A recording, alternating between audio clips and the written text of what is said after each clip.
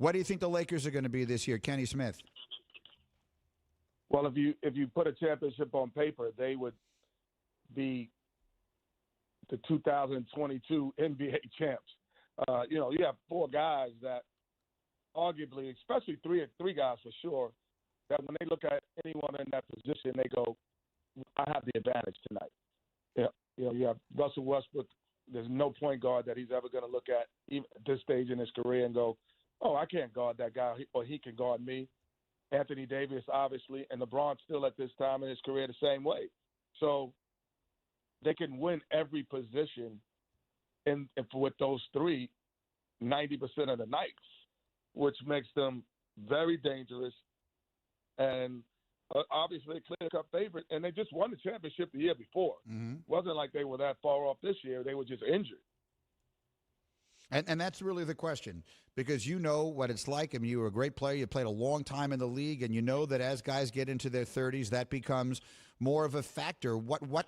How do you prevent against that? I mean, the average age of this team is 32.8 years old. Anthony Davis is the youngest of the names that we know on this team. Is there a way to prevent injury from becoming a factor?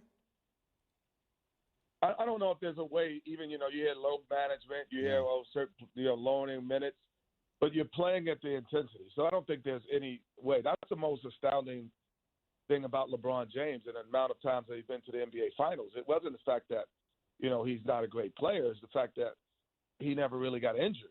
And that, to me, is probably his biggest asset is durability. And is to play at such a high level for so long and not be injured in any capacity. Even Michael Jordan sat out a year, when his foot early on in his career. People, don't have the durability to last that long and play that high at that level. Kenny Smith is with us here on ESPN Radio. So my man Kendrick Perkins and I got into a little bit of a debate, and I want to get your take on it. And I understand that we're kind of splitting hairs here, but who has the best big three in basketball? Is the big three in Brooklyn the best big three in basketball, or is the big three with the Lakers?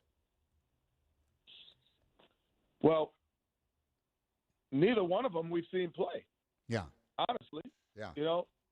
To be really fair about it, when Brooklyn played their best, one of those guys were always out last year. Mm-hmm. And when they were all together, we never really got a chance to see it. The one thing that I would probably say is the Lakers probably would just naturally play better easily because Anthony Davis doesn't need to handle the basketball to be productive. Russell Westbrook can pass and assist and rebound to be productive. LeBron doesn't need the basketball to be productive. I think that when the Nets are at their best players score. Mm-hmm. So with one basketball, I would say it would be easier for the Lakers to adjust to play better together. Will they? I don't know because we haven't seen it, but I would say it's easier for the Lakers. I want to make sure everybody knows about the Jet Academy. It's the industry's leading streaming service for sports camps and activities. It was launched last summer by two-time NBA champ, Emmy Award-winning basketball analyst, and our current guest, Kenny the Jet Smith. Two other teams I want to ask you about, Kenny. The first of them is the Chicago Bulls. They did some interesting stuff, as far as I'm concerned. Bringing in Lonzo Ball, bringing in DeMar DeRozan. They have Zach LaVine. They've got Vucevic if he comes back healthy. I can't make up my mind you put those pieces together and what it's going to be. What do you think? More talent. I think, the one thing about the NBA, you could have a lot of great things, but if you don't have talent, you cannot implement any systems. Mm-hmm. And with Lonzo Ball now, with obviously DeRozan, they're talented pieces that now Caruso and Kobe White, and you just keep adding to guys who could come into the game and they could actually run your game plan. I thought that was and Lauren Markkinen, they have talent in different areas now. So which now makes them, you have a game plan. A guy like, I think, who's going to benefit the most is guys like Markkinen who were really thought upon to average 18 points, but when they have a game plan for them, I think he's like a 12-point scorer. Mm-hmm. But when you don't have a game plan to stop him, I think he could score 17, 18 points in a night because it's going to be on Levine. It's going to be on DeRozan, even Kobe White. It's going to be on how do you stop these guys from scoring. And now I think guys like him will flourish having that much talent around them. It's an interesting point. Yeah, they do. They have a lot of players in Chicago. We'll see how good they are. And then let's talk about your hometown team, and that would be the Knicks. I love watching you on TNT because the accent is so familiar to me. It makes me feel so good. And hearing you talk about the Knicks. So they add Evan Fournier. They re-up, if you will, give a whole bunch of money to Julius Randle, who earned it last year, and now they're on the verge of bringing in another New York point guard in Kemba Walker. How good are the Knicks going to be? Well, I think the piece with Kemba Walker, I think, changes the dynamic somewhat. Because I really thought before free agency, I was like, Knicks are just as close to being really good as they're close to being really bad. Because, most of their players last year that really were key contributors were Derrick Rose, Scott Gibson. But those guys are on the latter part of their career. And so if you couldn't sign some younger free agents, Fournier, Kemba, to kind of come in, have done it in the league or can do it in the league, you would have been just as close to being bad next year and the year after. So really, I think keeps them and solidifies them in a playoff position. I don't know if it puts them anywhere to the top of the Eastern Conference, but in terms of Milwaukee and Philadelphia still, even we don't know what they're going to do with Simmons, but I think that solidifies them. Why would LeBron James post a fiery message about his team's critics and his motivation to prove them all wrong and then delete it? That's what he did. Yesterday, LeBron James posted on Twitter, "Keep talking about my squad, our personal ages, the way he plays, he stays injured, we're past our time in this league, et cetera, et cetera, et cetera. Do me one favor, please, and I mean please, keep that same narrative energy when it begins. That's all I ask." LeBron tweeted that yesterday, and I like it. It's very 2021 of him. At his age, I'm just impressed he knows how to tweet. I mean, LeBron is so old, the key on Ben Franklin's kite was to his apartment. And his team is old. Dwight Howard is so old, when he was young, rainbows were in black and white. Trevor Ariza is so old, his social security number is 1. Carmelo Anthony is so old, he has an autographed Bible. Bubba, where are you here with me?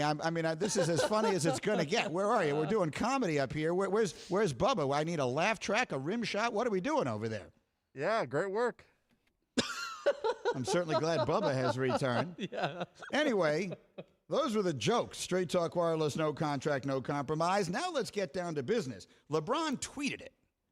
Now here's the thing that I will say. When you tweet and delete something, if you're a person with 71 followers, it is very possible no one will ever know it was there. I should have looked this up. How many followers on Twitter does LeBron James have? Stand by. It's going to be a very large number. What's your guess? Well, I don't know. I have 1.1 million. I'm going to guess he has at least 1.2 million. He has 50. 50 million followers, yes. I said that jokingly. And the point of it is, he's well aware that the moment he tweets something, it lives forever. And he is a very smart man. Thus, LeBron James deleting that tweet is part of a strategy. But I don't know what that strategy is.